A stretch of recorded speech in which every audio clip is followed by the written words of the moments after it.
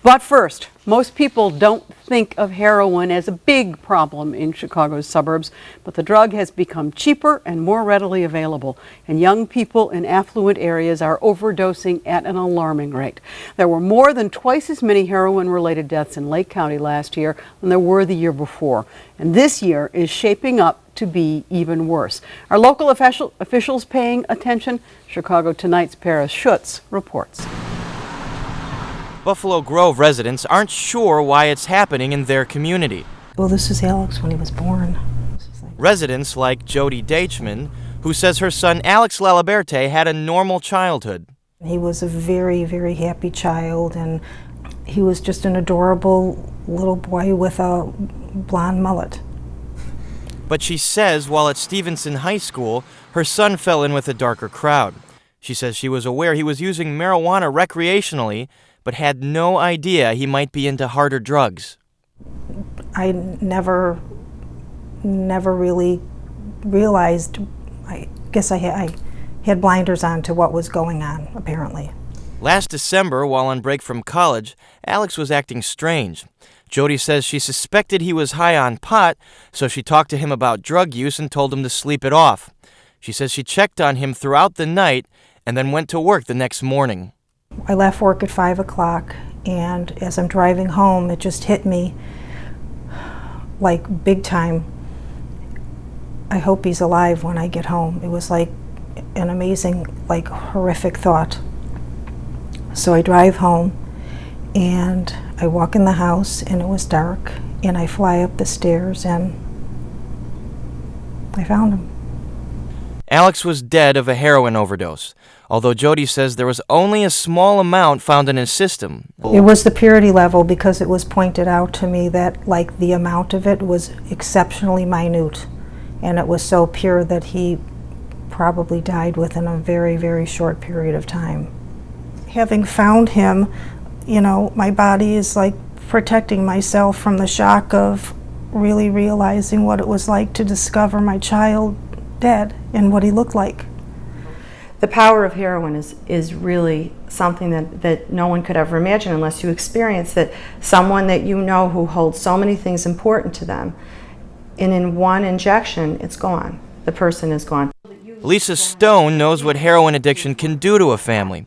She struggles to take care of her sister, who she says has battled the drug for 23 years. It's easier to lose someone to death than it is to lose someone that you know is out there and you can't help. But Lisa says she became alarmed 2 years ago when her teenage son informed her that students at Stevenson were snorting heroin.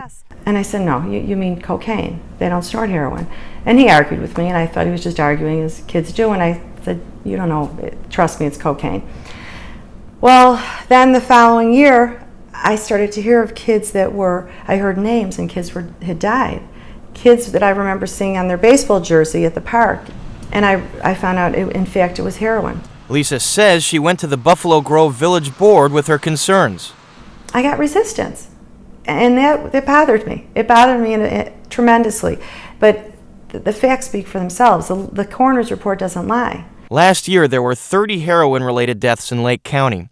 The coroner's office says there have been 21 through July of this year. The Lake County coroner, Dr. Richard Keller, told me over the phone that his concerns over heroin led him to open a treatment clinic in Waukegan. The state's attorney is now investigating a methadone-related death there, and the clinic has been forced to close. Keller did not return my phone calls after reports of the incident surfaced. Lisa Stone says she's wary of anyone opening a methadone clinic.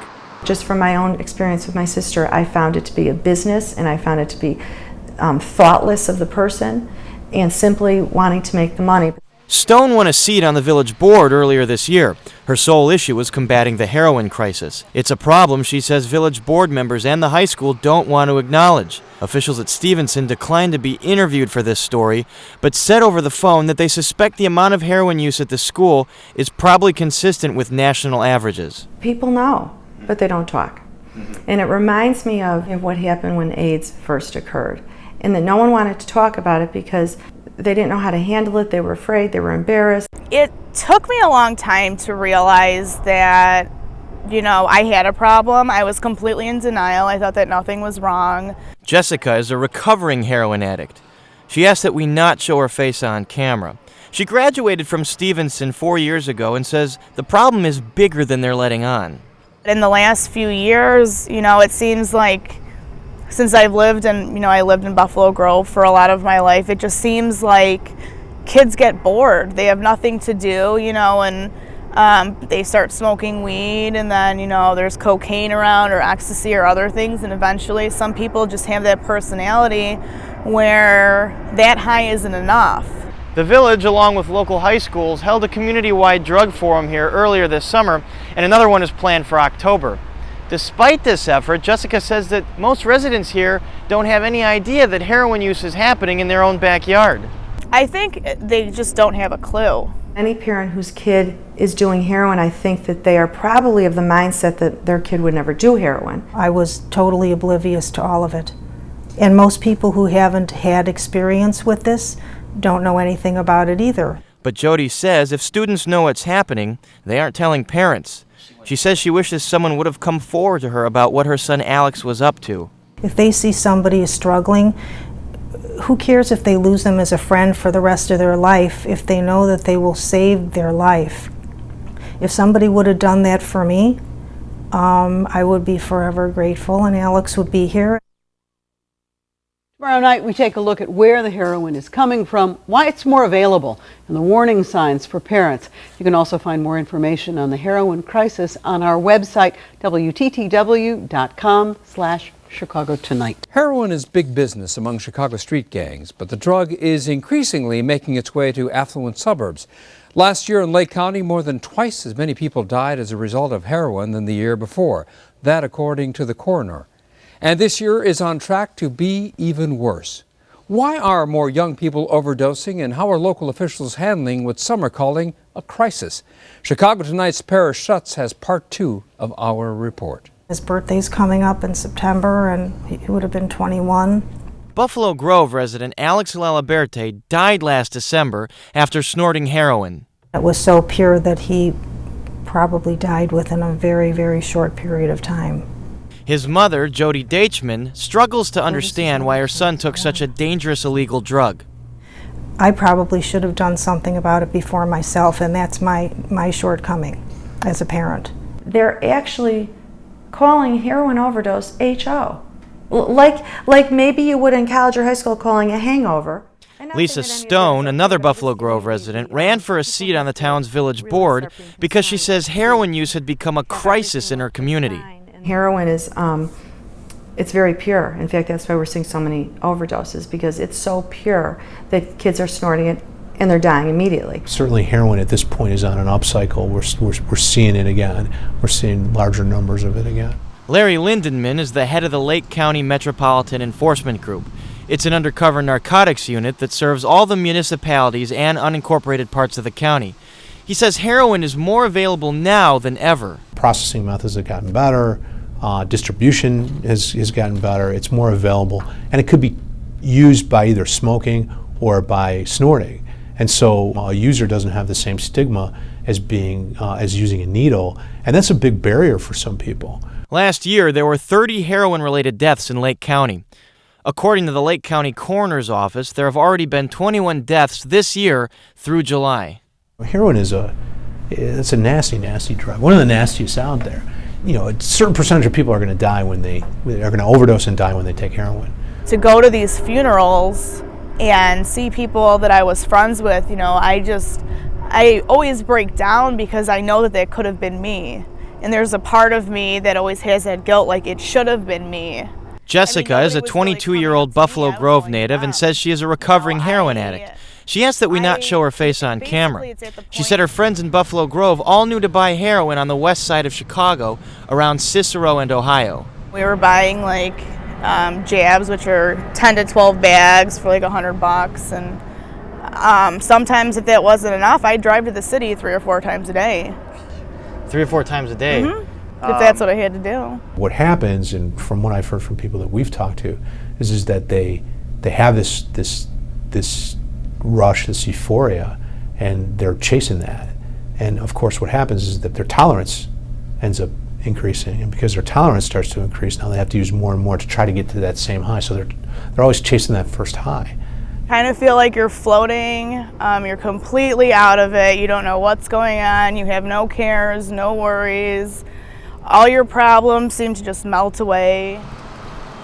The Lake County coroner, Dr. Richard Keller, told me over the phone that his concerns over heroin led him to open a treatment clinic in Waukegan. The state's attorney is now investigating a methadone-related death there, and the clinic has been forced to close. Keller did not return my phone calls after reports of the incident surfaced.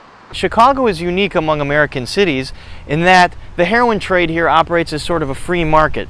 Multiple organizations compete for business, and prices are driven down. The DEA says that they seized 4 times more heroin in 2008 in this region than they did the year prior. Lindenman says the heroin largely comes from Mexico, along with marijuana and cocaine. They're using established routes to actually smuggle the heroin, and then once they get it into the city, it's getting broken down into smaller loads and radiating out from Chicago. Will County has been hit hard as well. The state's attorney's office there reported 27 heroin-related incidents in 2007, 84 in 2008, and already 66 cases through July of this year.